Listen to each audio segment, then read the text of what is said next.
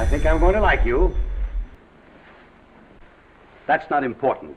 I think the public will like you. That is important. I think the whole character of Harvey and the abuse and sexual abuse that went around him, I think that needs to change. It's clearly been going on. I chose the piece Casting Couch to do this year because I think a lot of people thought that Casting Couch was a thing of the past of the 20s and 30s and 40s in Hollywood. But clearly, up until recently, and even now, it's still alive and well. In 1946, the American film industry was the most profitable entertainment business on earth. 90 million people went to the movies every single week. The 5 biggest studios owned the theaters, owned the distribution networks, and owned the actors, not figuratively, legally. An actor signed to a studio contract couldn't choose their roles, couldn't leave, couldn't work for anyone else, and could be suspended without pay for refusing an assignment. And the time they spent suspended was added to the end of their contract, so it never ended. The studio chose their wardrobes, arranged their dates, dictated their marriages, and monitored their private lives with hired detectives. And if a young actress wanted a career, if she wanted to be seen on a screen at all, some of the most powerful men in America expected something in return. This was not a rumor. It was not an open secret. It was the system. It was how it worked. And for 70 years, the architecture that made it possible has never been fully explained to a general audience, until now.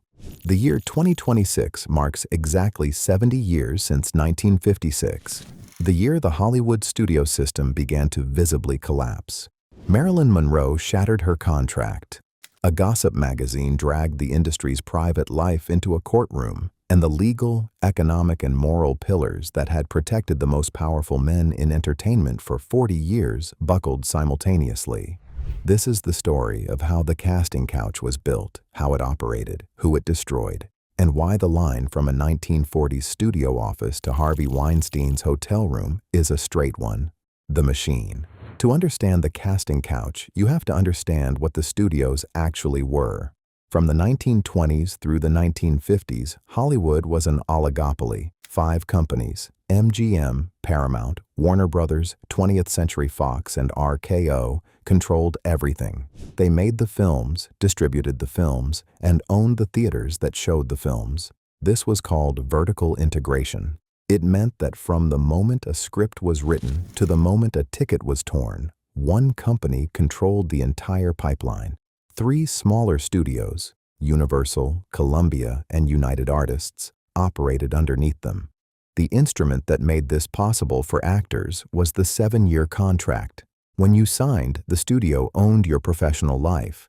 They chose your roles. They controlled your publicity. They arranged your romantic relationships for image management. And every 6 months or every year, they had a unilateral option. They could renew your contract or drop you. You had no reciprocal right. If you refused a role, they suspended you without pay, and the suspension time was tacked onto the end of your contract. You could be trapped indefinitely. And then there was the morality clause. First introduced after the Fatty Arbuckle scandal in 1921, these clauses required actors to conduct themselves with due regard to public morals. By the 1940s, studios were using morality clauses not to protect public decency, but to enforce internal compliance. They deployed private detectives to surveil their own actors. If a studio discovered that an actor was gay, as they did with Rock Hudson, they used that information to force arranged marriages. If an actress became pregnant outside of the approved narrative, the studio arranged a secret abortion under a fake name. The morality clause wasn't about morality. It was a blackmail mechanism. The couch. Harry Cohn ran Columbia Pictures for 3 decades. Biographer Neil Gabler called him the industry's most notorious and insatiable sexual predator. Author E.J. Fleming wrote that Cohn was said to have verbally or physically violated every woman who ever worked for his studio. He allegedly summoned young contract players to a room outside his office for regular afternoon encounters. Those who refused were fired and blacklisted. Rita Hayworth, his biggest star, repeatedly refused him. He kept her under contract because she made him money, but he fined her constantly for what he called insubordination. Jean Arthur quit the film business entirely to escape him. Established stars like Joan Crawford and Katharine Hepburn had enough leverage to tell Cohn directly that they weren't interested in his casting couch. Most women didn't. Darryl Zanuck at Fox was famously unavailable every afternoon between 4 and 4:30 because he was in conference, an industry euphemism that everyone understood. Louis B. Mayer at MGM controlled his stars so completely that multiple biographers documented him forcing actresses to undergo abortions to protect the studio's image. Marilyn Monroe described it in her own words. In her memoir, she wrote that Hollywood in the late 1940s was an overcrowded brothel. As a struggling contract player, her first major patron was a producer in his 70s who expected sexual favors in exchange for career access. When she was passed along to Cohn at Columbia, she was fired after her first film. Historical accounts allege because she rejected his demands, and the abuse reached children. Judy Garland was placed on studio-mandated amphetamines at age 13 to keep her working through brutal filming schedules, then given barbiturates so she could sleep. In her unfinished memoir, she described Mayer touching her chest every time he complimented her singing. She said she often thought she was lucky she didn't sing with another part of her anatomy. Shirley Temple, the highest-grossing star in America from 1934 to 1938, documented in her autobiography that a producer exposed himself to her during a meeting. She was a child. The Fixers. None of this could have survived without a suppression apparatus. At MGM, that apparatus was run by two men, Eddie Mannix and Howard Strickling.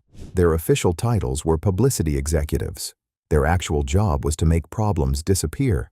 They bribed police. They manipulated journalists. They arranged cover stories.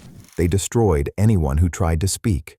When actress Loretta Young became pregnant by Clark Gable during a film shoot in 1935, Strickling orchestrated one of the most elaborate cover-ups in Hollywood history. He smuggled Young out of the country, brought her back to a house in Venice Beach where she gave birth in secret, flooded the press with stories about a mysterious illness, and then arranged for Young to formally adopt her own biological daughter nearly 2 years later. He issued strict orders that the child never be photographed without a hat to hide her resemblance to Gable. When dancer Patricia Douglas was assaulted at an MGM stag party, the studio machine mobilized to crush her legal efforts and destroy her reputation.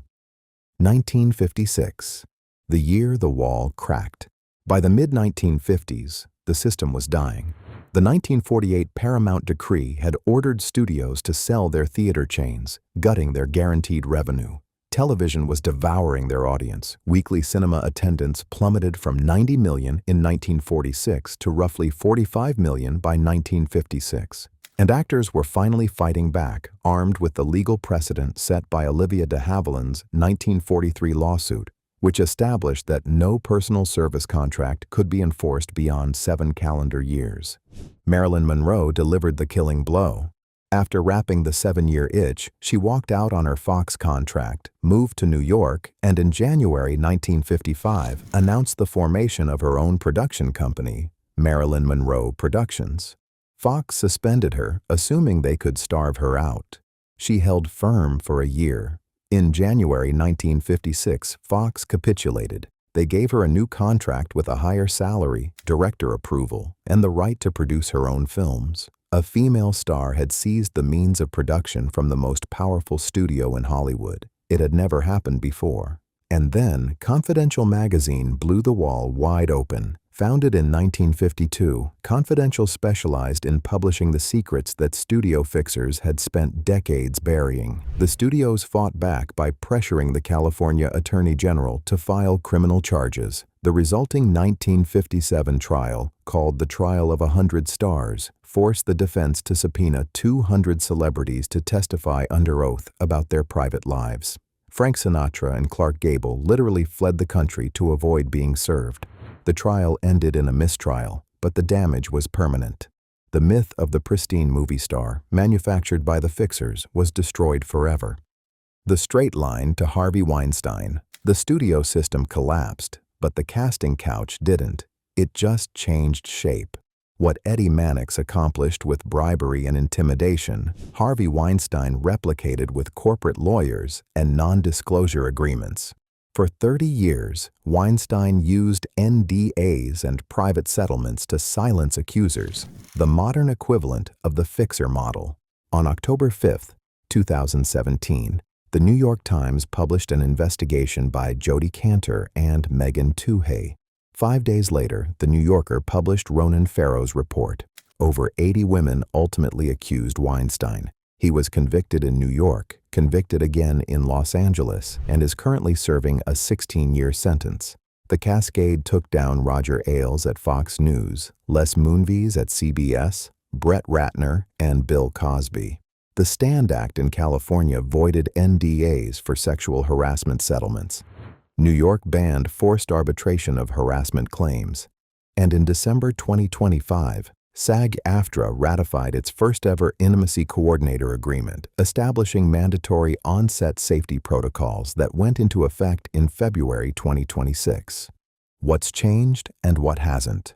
Time's Up, the organization founded in January 2018 by prominent Hollywood women to fight harassment, collapsed by 2023 after its leadership was caught advising a politician on how to discredit his own accuser. The Hollywood Commission's most recent survey found that 20% of women and 10% of men in the entertainment industry reported experiencing sexual assault at work. Reporting has actually declined, not because incidents dropped, but because workers don't trust the system to hold anyone accountable. A majority said that powerful perpetrators at major studios still face few to no consequences. 70 years after Marilyn Monroe proved that the system could be broken, the architecture of silence has been dismantled on paper. NDAs are void, intimacy coordinators are mandatory, criminal convictions have been secured, but the data says the culture hasn't fully caught up to the law. The proximity to power remains inherently corrupting, and the women who built the industry, the ones who were fed pills at 13, who were summoned to offices at 4 in the afternoon, who were told that this was simply how it worked, deserve to have the full, unvarnished truth told out loud. Not as a rumor, not as a whisper, as history. The casting couch was never a couch. It was a contract, a morality clause, a detective's report, a fixer's phone call, and an entire industry's agreement to look the other way. It took 70 years, a magazine trial, a contract rebellion, and the courage of over 80 women walking into the offices of 2 newspapers to drag it fully into the light. The question now is whether the light stays on.